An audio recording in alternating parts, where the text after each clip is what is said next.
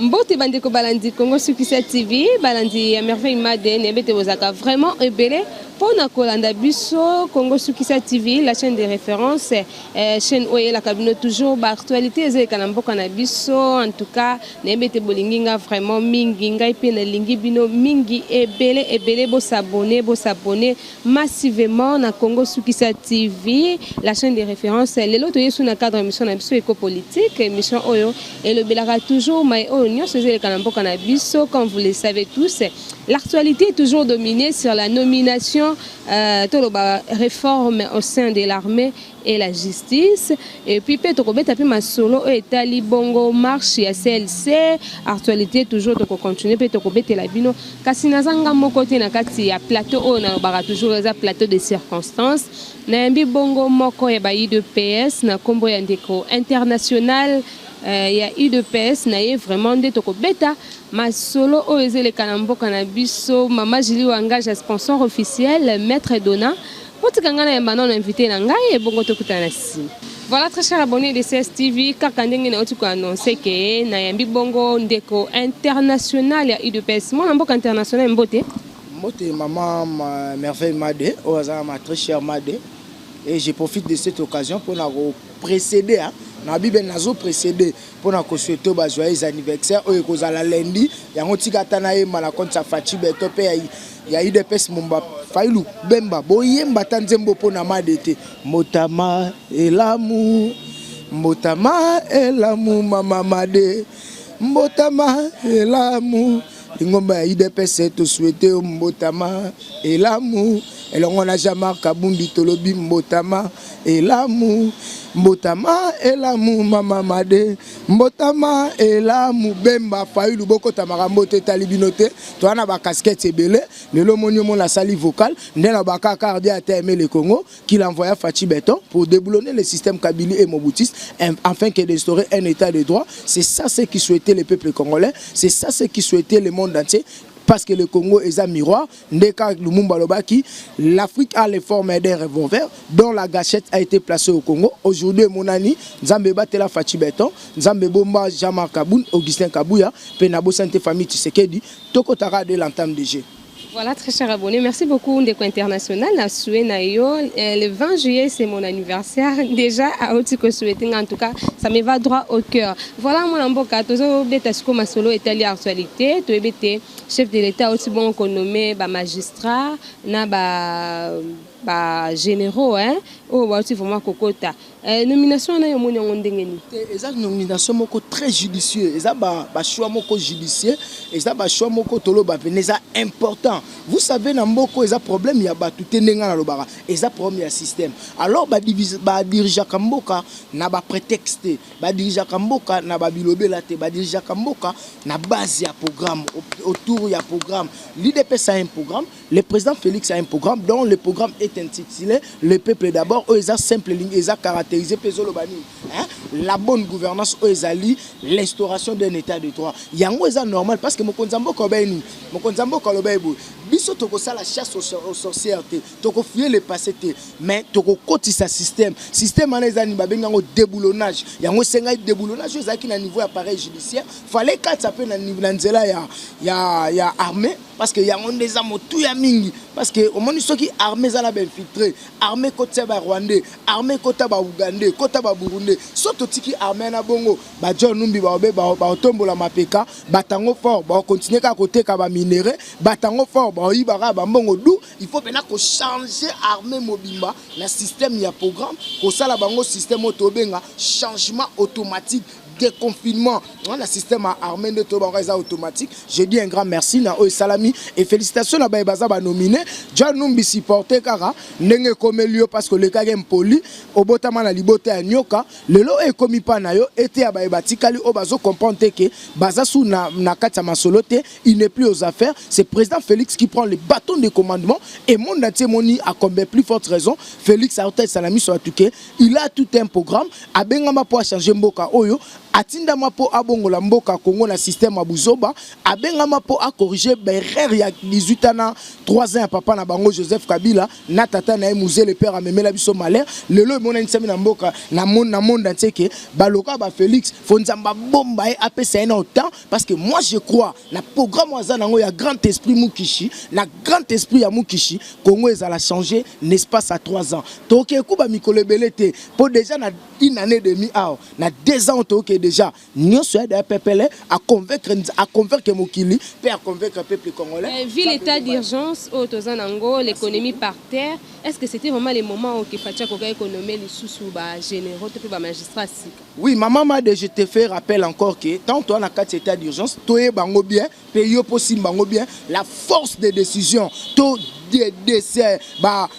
décision, force ya pifo ya pouvoir otobenga pouvoir pifo hein et vandaka na chef de l'état neto va nobo chef de l'état kolo ba pena na palais des nations bokanga made boketia na chambre to un état d'urgence et anormal na 4 états d'urgence pouvoir bokondi ko diriger ko pesa ba injonction ezalaka na chef de l'état mutu musute même élaboration de loi mutu musu ko sala honte na état d'urgence so lingota lango bien batanga ngo na article 220 ya constitution la biso donc la souveraineté to otozobenga le pouvoir, il y a garant, il y a bon fonctionnement de l'État, et Vandaka pas chef de l'État. Et c'est normal et c'est logique. Vous savez, Fatih, c'est un démocrate. Un démocrate, à vivre à dictateur, à vivre il y a Mibeko, il y a constitution. Parce que la constitution des alliés, Libeko, Likundu, il y a Mbo Kanabiso. Il y a un roto, Senga Pena, Total, et c'est normal et c'est logique. Il y a un problème à Fatih Zani. Nenga la kaka Joseph Kabila a revanda pembeni a okimate a ozatna biki na fei a okorger a otanga balakse nenga ni ba dirigera mboka parce que nous avons la crainte des grands esprits na loba bien la crainte des grands esprits otobenga l'esprit Mukishi de reste mémoire le docteur le premier défenseur ya loi congolaise papa était Tshisekedi wa Mulumba de reste mémoire oh le Jean-Marc Kabunda Kaboun na Augustin Kabuya bazo défendre lit na yo pe ba continuer lit ya ko changer Congo pe ya kokota sa démocratie ainsi qu'état de droit. Voilà mon amboka international, nous continuons toujours à traiter na biso.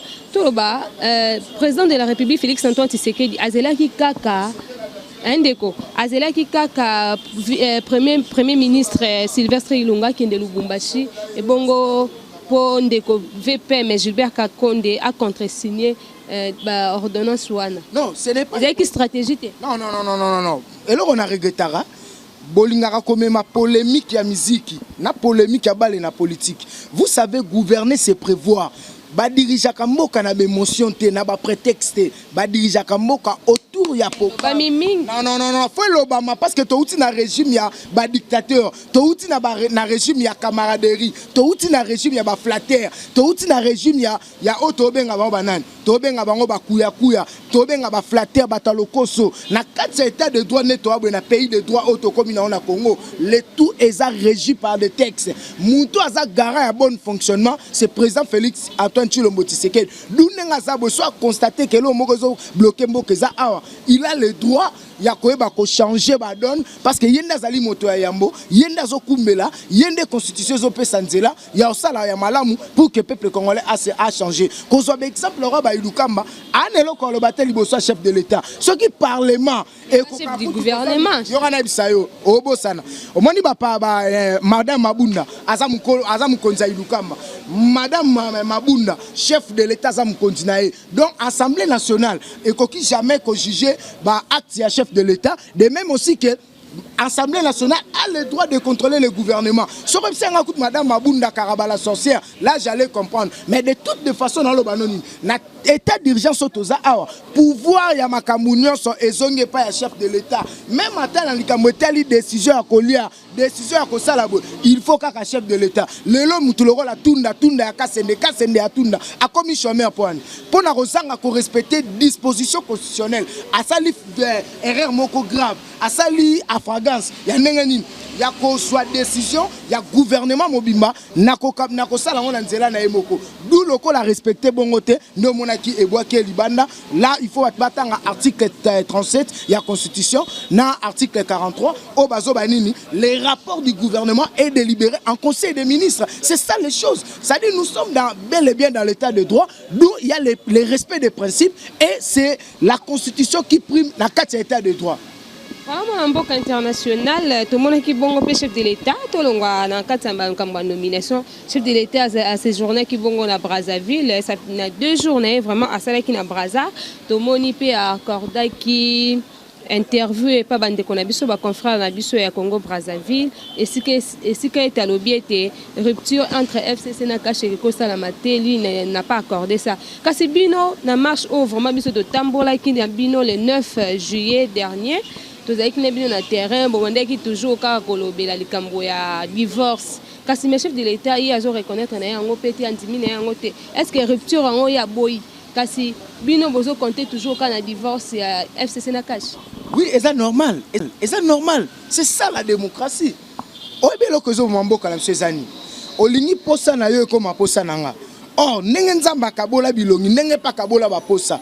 Tolo ba bien. Autorité morale na bino. Excusez, autorité morale et constitutionnelle et ça titre honorifique ya ba flatteur. Le président Félix a bien dit le 24 janvier 2019. Abi, je suis le président de tout le monde, même Fayoulou. Président na Félix Bemba omona ke na marche na compte sur sa mokonza mboka ke ngai Bemba na lingomba la muka toboyi malonda na lobanine le président de la République hein aza mutu oyo toko tsaka na baraya ba IDPS parce que IDPS ezala mutu azo kambango à l'occurrence ya président Jean-Marc Kaboun o azali AI président intérimaire ya IDPS oyo bazo sunga mananzela Augustin Kabouya comme secrétaire général makambu ya IDPS bozong sango pa Jean-Marc Kaboun na Augustin Kabouya na etali gouvernance ya présidence de la République il faut yemoko président de la République à loba tant toloba etali coalition za constitutionnelle biso to gagner élection calmement mais tozanga ki o ba député parce que le bela ba député bazaki ona baza nommé lelo yebani beno lambalobi ke ba député bele ba nommé baza nommé tel que mutuloko la sakata aza nommé mutuloko la minaku aza nommé mutuloko la Nemi azala nommé Jeannette Kabila aza député nommé bazé bele don na ina sela bango liste kuta et abem sa même ba sujet to nango na ina lobani. Il est normal, président de la République, à l'Obama Kamotali coalition, parce que Yende Basolola na lekine Joseph Kabila, on abonne la question chaque jour que, veut pardon, kokata coalition, te pendant que CPI, Velimbisa, yanga terra banyanga la kata ya front commun pour le complot du Congo, Bamalandangulu, bato ba flataranga ike, na kokarotia teti, ponga sinabisa bango, président Zarayo, d'où maramala tobeta angote. Président Félix, à l'Obama coalition, à l'Obama biso IDPS, hein? Jean-Marc Kaboun dans le Babou, premier vice-président de l'Assemblée nationale, président intérimaire IDPS, mon collaborateur, c'était le 12, je dis bien le 12 novembre 2019, Jean-Marc Kaboun dans le Babou, mon collaborateur, nanga lobango a libosa permanence, n'explanade à permanence à IDPS na boulevard Lumumba. Alors mon collaborateur nanga na longwe parlement na zongi na ndako tata na limité, boye ba ke dibo de libala na FCC abou puis à divorce et côté aux à la consommer et mon anaki problème na biso zani. Problème na biso zali to kanisa ki ba bandeko nzoka ba bandoki to mona ke ba batu malamu mboa ale maki na Kinshasa ta batindie na poto batu na France batu na maluli passa camarade nanga bo mwana ayebsoka ke aroliara maki poza bilei na toza na besoin ya coalition na te et futa biso le côté parce que il se comporte en ennemi. Nous sommes en coalition zanine privilégier les intérêts de la République et non les intérêts d'un individu de Joseph Kabila et non l'intérêt d'un individu de Kingakati. Le problème est simple, le problème est abou. Tant que la coalition, solingo soit décision, na bateau ba leader parce que FCC cache quoi ba coordonnateur bazali, nanga munabiso zali na casseur de jeu, otobenga l'incontournable Jean-Marc Kaboun, nanga munabango zali flatteur à Nemi, faut pas vendre ba solo là. Nemi on sa neni, le rasa na maturité politique té, baza na église à Kingakati. Ba olobelo ko musu na tongo na butu ba kimimbangu na église ya Kingakati ba bando tongo président Félix na tongo mona ba retomber nango ba na loi minako na tongo mona ba retomber nango madame Abunda lingi a interdire Rosa Malonda na procédure ni baza wana ba créer ka ba loi pona ba intérêt na bango po biso to finisa mara po to kanga munoko coalition eza plus que constitution te ezali lisanga batu ba vandi ba solola pona intérêt moko o ezo primé ezali constitution. La souveraineté de l'État appartient au peuple congolais n'a souverain. Peuple a constaté que loi Minaku, internisation ya ndeko Malonda, eza ba poison, eza ba pilule otokoi ko avalangote pour moi nambala melaka pilule te, bango ba pesa biso pilule, eza inadmissible. Yango na lokola constitution pe sabiso pifoana courage wala po biso de peuple toza souverain beaucoup tabiso na balabala ne na loba biso balabala eza jargon na biso parce que na kati état de droit peuple qui boza na pouvoir. Oh oui, toi na pouvoir et toi exerçango.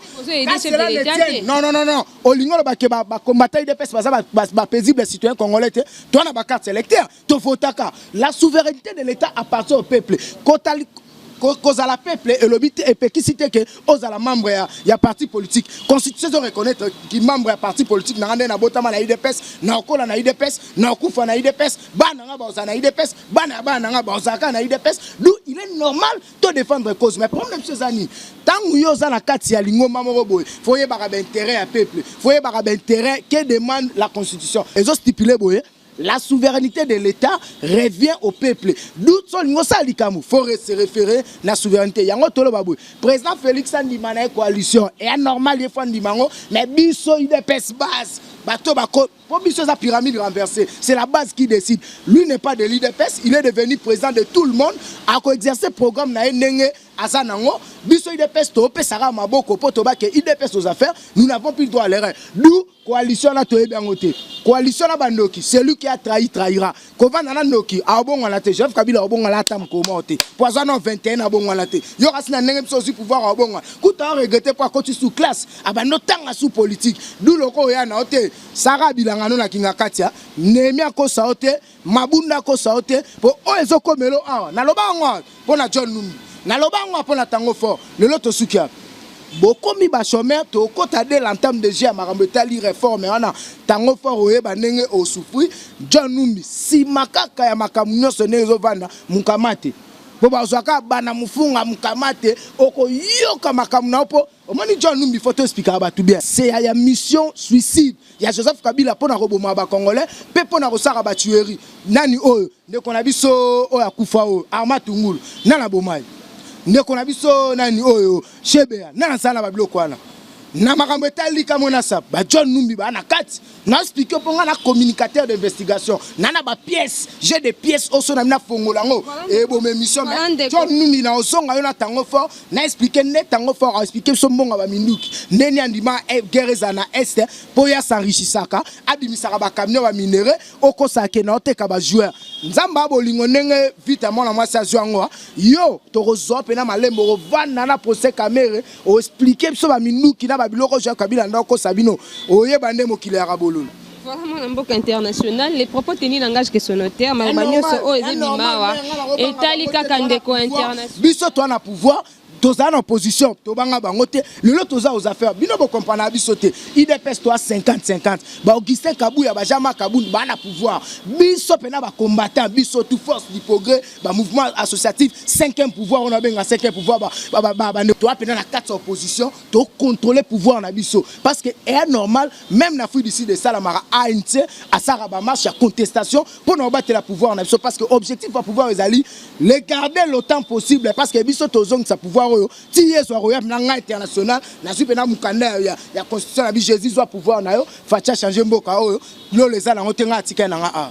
Voilà mon mboka international toujours continuer vraiment ma solo na biso deko to betape li solo etali bongo marche ya CLC que ça bongo lobby dimanche 19 juillet bandeko ya CLC ba mpe ba lobby te bazo tambola bazo réclamer toujours au bino bande ko singa ba mpe ba lobby non à Rossar Malonda la tête de la CENI.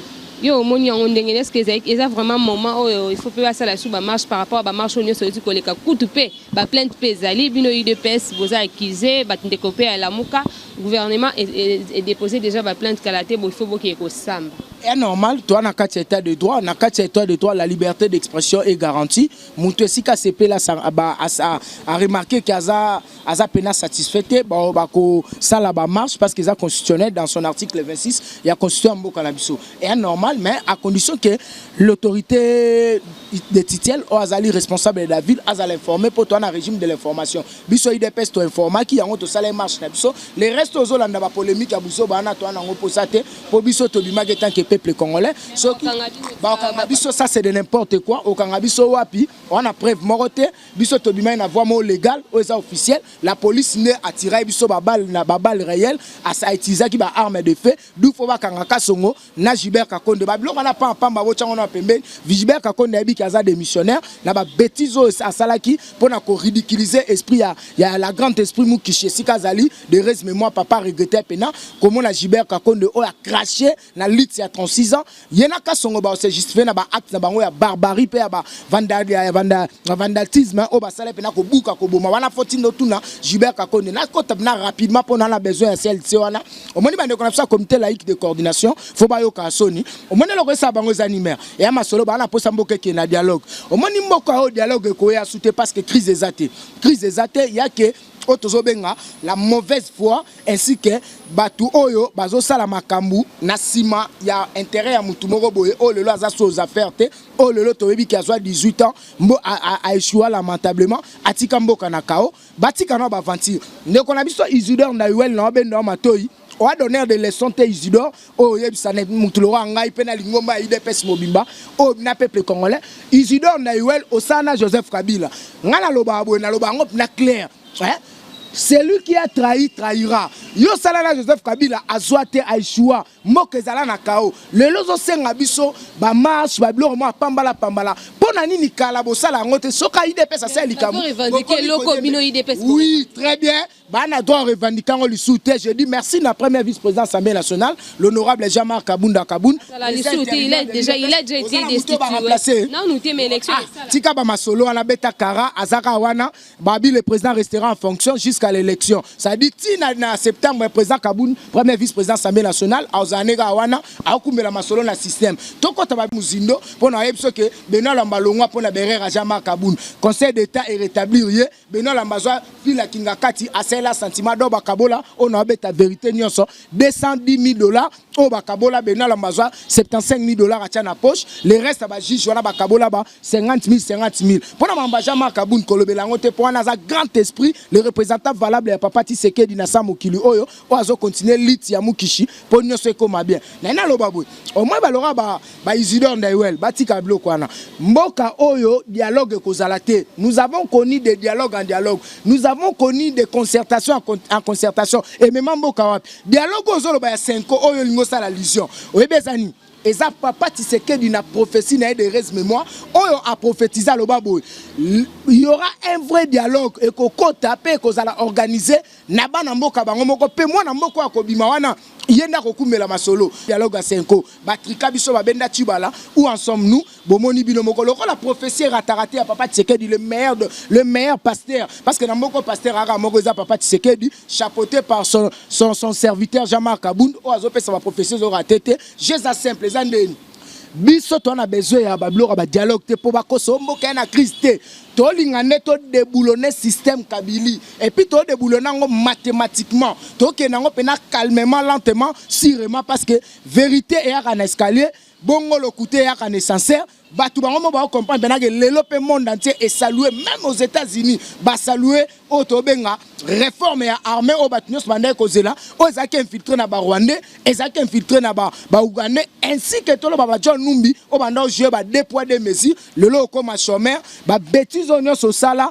o comprendre que toi na 4 états de droit donc to sala la chasse aux sorcières to fouiller le passé te mettre bimisarara libé comme likunzi otobenga constitution to tchango pena likola mesa pour tout le monde peu l'importance ya changement o eza initié par le chef de l'État yo marché ya lobby ya pas ça la té d'abord dans lobby bien les commandants du temple les gardiens du peuple congolais les défenseurs Jean-Marc Kabunda baki affaire ya Rosa Malonda to tourner déjà page chef de l'État payé Morabe to tourner déjà page na on rappelle pour ton information parce que naza communicateur d'investigation déjà chef de l'État bandi ko yamba chef de la confession religieuse pour ba ko solo là wana ce que kozaneni ba benga na pouvoir discrétionnel le chef de l'État a désigné Moutou à cause comme représentant il y a seigneur kozala net peu transparent kutonga na linga mamba ba seigneur na tepo Félix nenga changer makambo awa peuple congolais a boya ne be élection pour nenga ka ne mamba ekendele na rappeler $dollar comme na 20 baby oyebi sozo tuna mamba dollar nga na oseka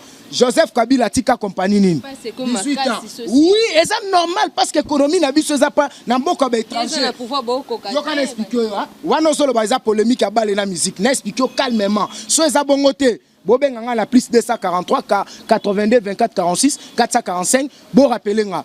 Na mboka nyonso ya monde économie simba makana bana mboka capital hein ba patriote auto benga ba nationaliste mais économie ya Congo pendant 21 ans ezalaki saisi na maboko wana ololo ba patron ba otonga banda ko sengelité ba indien ba libanais ba chinois ba coréen ba sénégalais yebisanga compagnie nino Joseph Kabila tiki pendant 18 ans na mboka o na apesa exemple ya Orgaman ba tekela yango régal et comment ya mwasi ya Joseph Kabila Olive Lembe na beto lisolo ya port ya banane ya kokota mongo pona Otali République na biso ba tekela yango Zoé Kabila et Kenal elonga na mata de comment la banana na beto lisolo ya Zandu oyo l'État a bénéficié à 5%. Madame Rita Bolanza Maza juste vanano na caché comme voisin Vital Kamere lia pena vungule pour comprendre pas sa mokili a détourné 2,5 millions. Na 2,5 millions bolamu ya nini kimuta osonga pena à la bande mona Kamere expliquer biso gestion et gouvernance na yo ya hôtel de ville à Kinshasa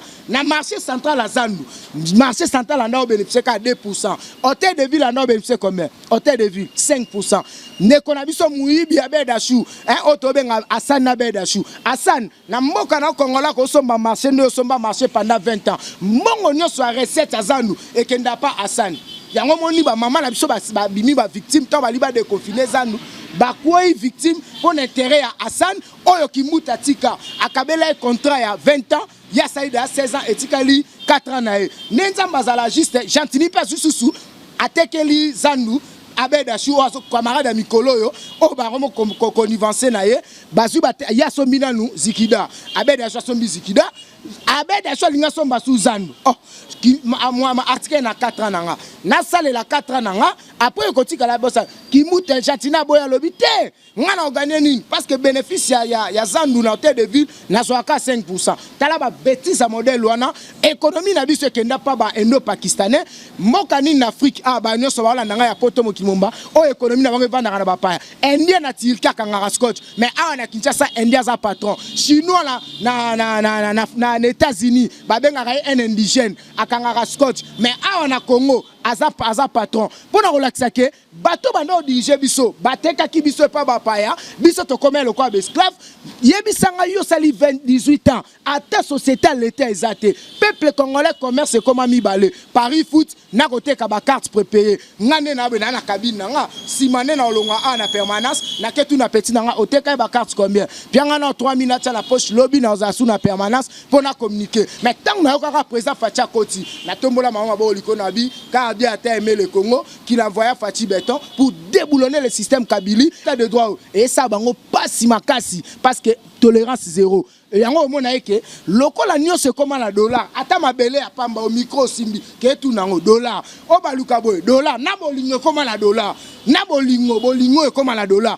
et salamate na monde entier combien tozaki d'esclaves souffrance na biso eza plus que ya Israël et Égypte yango nzambe lokola linga biso atinda Fati Beton au monde que maramba dollar et si la ngana lo baga elo maman de merveille non lo baga elo moko président Zoa bakamiste nyonso FC so bachaka liba o dollar demi bengana bango sala odona sambangu bango na kati ba commune solution le plus simple na kati ba commune nyonso Kinshasa to comme la banque de proximité moko oyo to bando utana BCC et utana banque centrale du Congo et ko la bango soki mutanga so mbata lipa aya na franc congolais so mutalinga so mbata mabele aya ta na franc congolais ngape pona bala kana dollar moi sinet mama zaboye tunanga facture na libala ya combien $250,000 bachango na Joseph Kabila yango na loba boye bo tunanga te ko lipe mati nini oyo Congo nini oyo pain victoire et ça olive société l'état ça wapi parce que l'état ne mutale ça peuple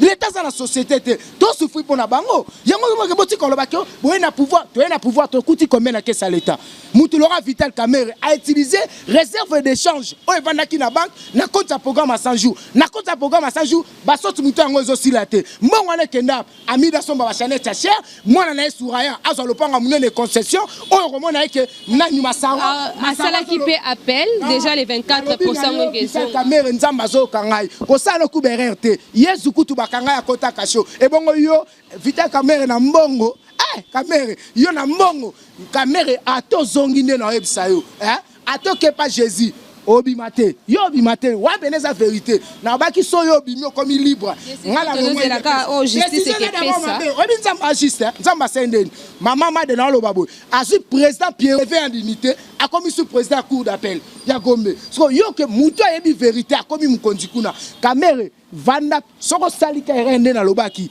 ok kufela ne kafela kuno sala biso bilanga na compte service national ozo pena toloba peine de mort pour ba bêtise ozo luka yo atokezwa okezwa Simon Pierre obima la prison te voilà mon mboka international il y a traité na biso moko lelo message à souka pe na bande ko nyoso bazotala vraiment de partout dans le monde na numéro de téléphone na bande voilà mon mboka international te comme vraiment na souka il y a entretien na biso moko lelo message à souka on est vraiment recopé c'est pas bandeko bazolanda de partout dans le monde na numéro de téléphone. Non, c'est normal, non, c'est un peuple congolais. Tu continues à la derrière Fatou Béton, au hasard et les mots de changement, au hasard na makanisa au bon la mboka pe azo respecter congolais, au hasard talisaye que bazala kana musala l'état pour na peuple non pour na mabumu na bango, na c'est nga pena bazana confiance naye, ba polémique ba buzo ba n'importe quoi, to chango pembeni, neka to lo babino ba ebozu ba nomination à niveau ya armée, bota la barrière du passé, ezaka grâce au nzamba pesio po bayo bakeyo leki bangote lokola nzamba sali yo grâce oko maliboso ya kokamba mboka na biso vraiment bo bundela mboka po mboka na biso changer na lina senga bino bo benganga na plus 243 82 24 46 445 benganga na plus 243 82 24 46 445 ya le baiser belé nyonso ko ko sila lelo te soki yeso zonga te to le balisusu parce que o eza chaîne na biso melo na senga bino bo s'abonner massivement na chaîne na bino o bolingara mingi o yambinga international pour la première fois. Mais il y a comme une habitude parce que maman tozalane na ba couleur à UDPS il y avait seulement des promesses le lot a réalisé en gros nzamba sunga vraiment batela président Félix nzambe nanga bomoyi batela on azobenga Jean-Marc Kabound le défenseur à peuple congolais Augustin Kabouya ozana biso ya chaque étant que mukonza ba combattant bomba pe batela e natiki famille Tshisekedi na maman Marthe otobenga maman Maria ya Congo parce que yondo bota Jésus a ko changer ba donne nzamba bomba bino famille Tshisekedi momba je vous aime bien et lingomba nanga ya IDPS nde na lobaka ke zwana famille ebotanga mais tikelanga lingomba ya IDPS potala biso international oyo soki IDPS te tonga to zandeni nzamba aka bolingo yango na loba bien na kozonga pona beta lisola John Numbi na kimia mama de na kokota na ba détail pona na ba pièce parce que mamba ba pièce et puis na beta sous lisola caméra ndengani ndena na ba ke caméra c'est un juda qui lui voit président Félix pour le programme de 100 jours yango tokuta na la prochaine numéro nyoso kozamala mu joyeux anniversaire tozalana to sopa ba champagne lundi nyoso ezana oka normal aba tela maman abotio pe patron na yo ya chaîne o maître donnant international azali maître donnant et ça là bien moi appel pe encouragement pour na lo babena que maître donnant la ndarabiso na Congo sukisa pour ça na Congo sukisa ba polémique nyoso benganga international abomba yo na bana pe na mwasi na yo nzamba bomba biso nyoso na kimia mboka s'est changé to banda da ko sepela armée comme ya biso justice comme ya biso peuple congolais ça biso bo kimela bo nanger tant que l'état de droit est là la nage est une option tant que l'état de droit est là la nage est une option ndenge lo baka mettre nageur Jean-Marc Kabound nzamba batela bon week-end ici gozali. Voilà mon mboka international en tout cas Hervé Panda Mozalisi. Hervé Panda Mozalisi chargé de communication à Jean-Marc Kabound. Ouais, voilà, là c'est mon ami. Voilà, très chers abonnés de CSTV, merci beaucoup d'Eco International. Nandenge vraiment honoré Pébisso. Merci pour Nabasoué Nayo en plus. Merci à tous les téléspectateurs de CSTV. Nalingarabino Mingi Ponga Penazaka Kawana Ponabino. Maman Julie engage sponsor officiel. Merci beaucoup, maman. Mokondinanga Maître Donna, merci aussi. Merci à Maman Fifi Congolo, Maman Pauline Moujinga, la présidente de AFASO original toujours l'Icolo. Merci à William Kabamba qui était derrière la caméra. Merci à ma maman chérie, Maman Espérance Ndikibwanga, ainsi qu'à mon papa, Paul Mademalali, Botanga, vraiment le 20 juillet, c'est mon anniversaire, une année de plus. Ça s'est fait et surtout aussi à mon fils chéri Ofranel Boula, Aruna Boula, je te salue également. Merci Nabino Nyonso, vraiment beau s'abonner massivement na Congo Sukisa TV. J'espère que tokoyamba yamba toujours ndeko international en tout cas. Ngai Nabino tokutani bongo na masolo ya sika. Merci et à la prochaine.